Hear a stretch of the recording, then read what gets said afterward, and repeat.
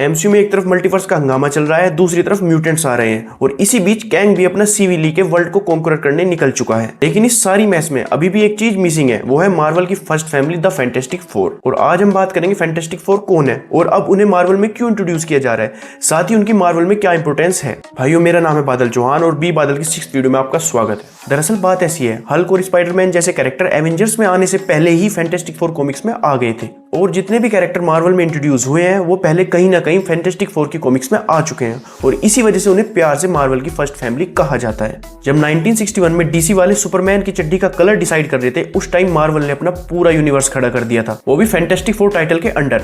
और ये कोई एवेंजर जैसी कॉर्पोरेट टीम नहीं थी, बल्कि डिसफंक्शनल और लवेबल फैमिली थी जिसके पास सुपर पावर्स और सुपर जिम्मेदारियां थी, जिसमें रीड रिचर्ड्स है जो टोनी स्टार्क का मोर नर्डी वर्जन है, सू स्ट्रोम है जो अपनी पावर्स के साथ साथ इमोशनल ट्रॉमा भी हैंडल करती है, जॉनी स्ट्रोम है जो कि चलता फिरता ह्यूमन टॉर्च है, फिर आता है बेन ग्रिम जो कि एक पत्थर है जिसके हाथ है, पैर है, वो चल सकता है, वो बोल सकता है और साथ ही खाने में नमक भी टेस्ट कर सकता है। मार्वल के शुरुआती दिनों में फैंटास्टिक फोर टॉप सीरीज हुआ करती थी जिसमें मिलता था बेस्ट एक्शन और साथ ही बेस्ट कॉमिक आर्ट। इन सब के अलावा फैंटास्टिक फोर की टीम मार्वल कॉमिक्स के शेड यूनिवर्स का कोर थी, जिसकी वजह से ये टीम सेंट्रल पिलर की तरह काम करती थी, जिसके थ्रू बाकी कैरेक्टर्स और उनकी स्टोरी को मार्वल यूनिवर्स से कनेक्ट किया जाता था।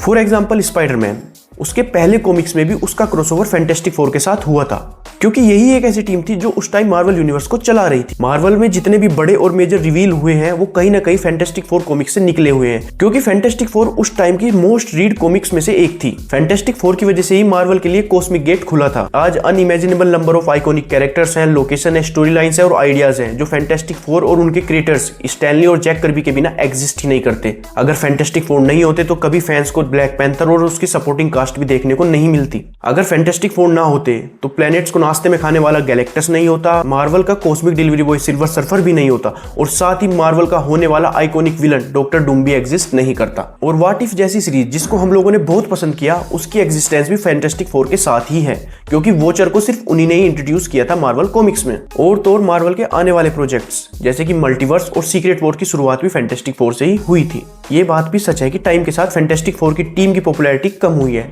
लेकिन मार्वल में उनके इंट्रोड्यूस होने के बाद वो सब भी सही हो जाएगा। वो बात अलग है कि फैंटास्टिक फोर की टीम बाकी टीम की तरफ फ्लैशी और बोल्ड नहीं है, लेकिन उनका फैमिली बॉन्ड और उनकी साइंटिफिक क्यूरियोसिटी उन्हें मार्वल की बेस्ट टीमों में से एक बनाती है। देखो, ये बात मैं भी जानता हूँ और आप भी। मार्वल आज जहां तक पहुंचा है उसकी मेन रीजन है टोनी स्टार्क और साथ ही रॉबर्ट डाउनी जूनियर, जिन्होंने उस कैरेक्टर में जान डाल दी।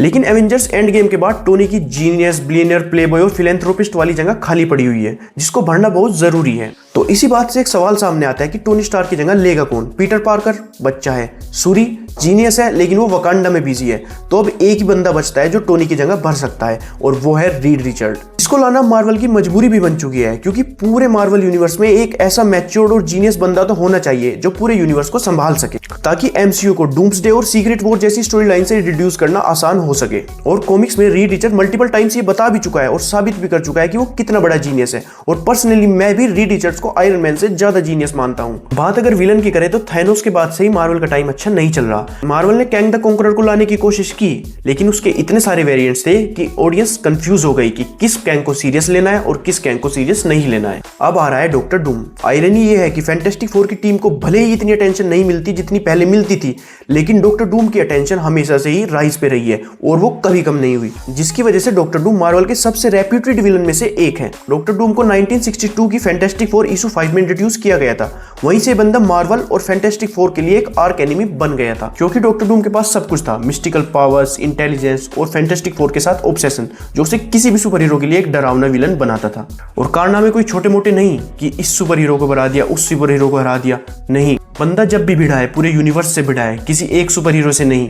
और मेरी नेक्स्ट वीडियो इसी टॉपिक पे होगी, तो चैनल को सब्सक्राइब जरूर कर लेना। फैंटास्टिक फोर का ट्रेलर देखकर आपको एक बात तो समझ में आ ही गई होगी कि ये मूवी बेस्ड है 1960s में। और इसके साथ ही एक सवाल और आता है कि अगर ये 1960s से सुपर हीरोज हैं तो आज तक किसी को कुछ पता क्यों नहीं चला। और बात सही भी है, निक फ्यूरी कैप्टन अमेरिका के टाइम से प्रोजेक्ट एवेंजर चलाने की सोच रहा है, तो भला वो इन लोगों को अपनी टीम में क्यों नहीं लेगा। लेकिन इसका जवाब यह है कि फैंटास्टिक फोर मार्वल के मेन यूनिवर्स में एग्जिस्ट ही नहीं करते और इसी वजह से निक फ्यूरी एवेंजर प्रोजेक्ट की शुरुआत कैप्टन अमेरिका और आयरन मैन से करता है। और ये बात तो थंडरबोल्ट के पोस्ट क्रेडिट सीन से भी कंफर्म हो चुकी है, जहां पर थंडरबोल्ट एक ऐसे शिप को डिटेक्ट करते हैं जो कि ट्रांस डायमेंशनल होता है और वो होता है फैंटास्टिक फोर का, जिससे हमें साफ साफ पता चल चुका है कि फैंटास्टिक फोर इस यूनिवर्स के ना होकर किसी दूसरे यूनिवर्स से आए हैं। अब ये देखने वाली बात होगी कि ऐसा क्या हो गया कि उन्हें किसी दूसरे यूनिवर्स में बिन बुलाए जाना पड़ा। क्या उनका खुद का यूनिवर्स डिस्ट्रॉय हो गया या फिर वो बचा हुआ है? अगर आपको इन सब सवालों के लिए एक अलग वीडियो चाहिए तो मुझे कमेंट में जरूर बताएं। लेकिन तब तक के लिए इस वीडियो को लाइक और चैनल को सब्सक्राइब जरूर कर लीजिए। मिलते हैं नेक्स्ट वीडियो।